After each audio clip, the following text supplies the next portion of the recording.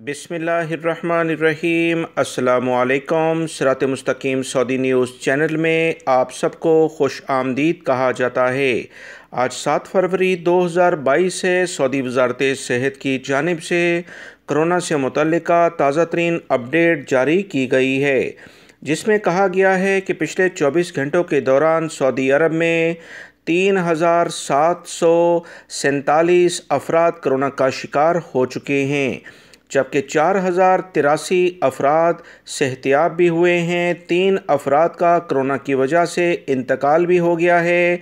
इन्ना लिल्लाहि व इन्ना इलैहि राजिऊन। जबकि 1,090 अफराद की हालत काफ़ी ज़्यादा ख़राब है। इनके लिए ख़ुसूसी तौर पर दुआ की जाए। सऊदी वज़ारत सेहत की जानिब से कहा गया कि 3,747 जो अफराद कोरोना का शिकार हुए, इसमें अक्सरियत उन अफराद की है जिन्होंने कोरोना से मुतल्लिका वैक्सीन नहीं ली थी। वीडियो लाइक करके शेयर भी कीजिएगा। अस्सलामु अलैकुम।